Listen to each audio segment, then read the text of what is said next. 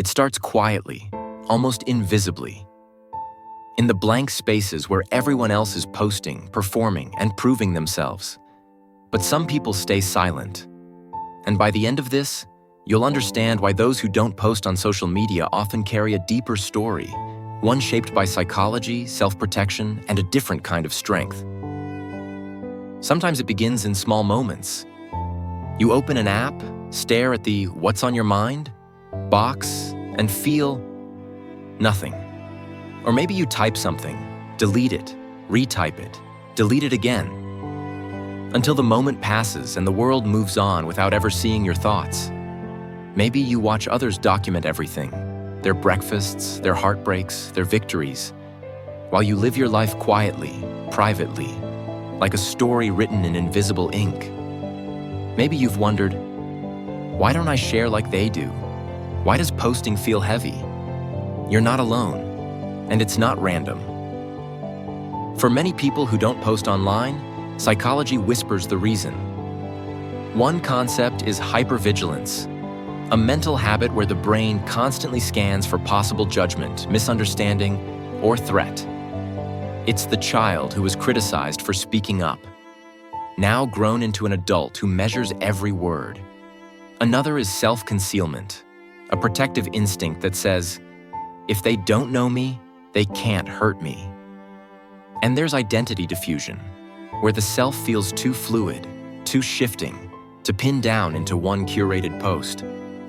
Research shows that people who grew up in unpredictable emotional environments tend to share less publicly, not because they lack confidence, but because public visibility once felt unsafe. So adulthood reflects it in subtle ways. You keep your joys to yourself. You heal your wounds silently. You celebrate privately, mourn privately, rebuild privately. You avoid social media arguments because chaos feels too familiar. You resist sharing achievements because you don't want envy, pressure, or attention. You hold your life like a sacred diary nobody is allowed to open. Coming up, the one psychological habit that quietly sabotages your desire to connect. Some people don't post because they grew up being the observer, the child who watched others, learned patterns, predicted moods. Some don't post because they fear being misunderstood, and misunderstanding once felt like punishment. Some simply never learned to be seen without feeling exposed. And some are just tired of the noise, the endless performative display, the curated fantasy that doesn't feel real. There's a pattern beneath it: emotional self-reliance. When you learn to meet your own needs early, sharing them later feels unnecessary, sometimes even burdensome. Coming up, the quiet fear beneath every "I don't post much." The deepest metaphor here is simple. Imagine your inner world as a small, dimly lit room. Inside it, the most delicate parts of you live: your hopes, your wounds, your softness.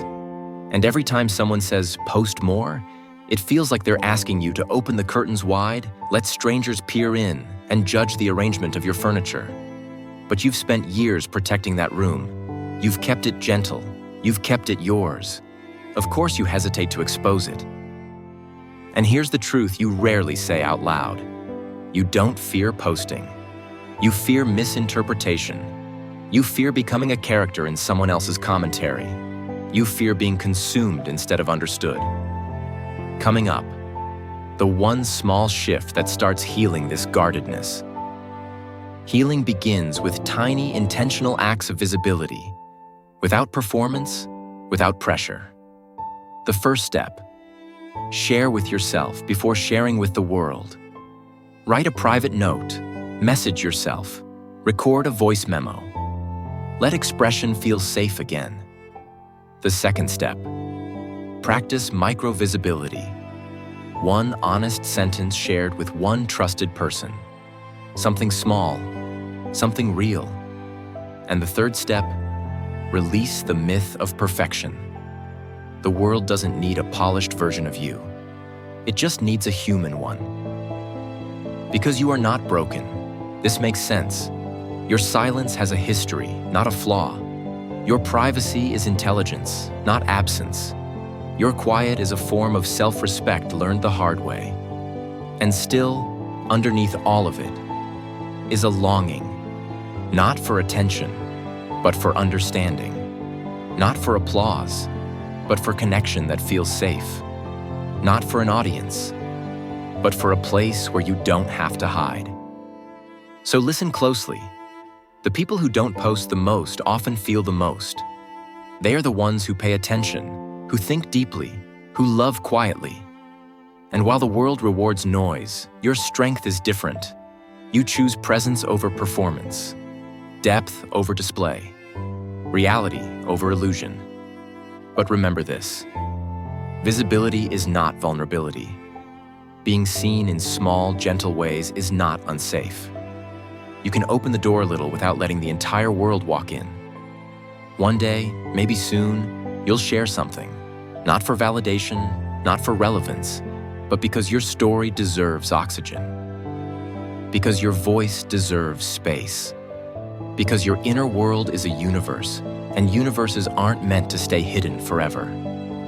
And when you do, it won't be a performance.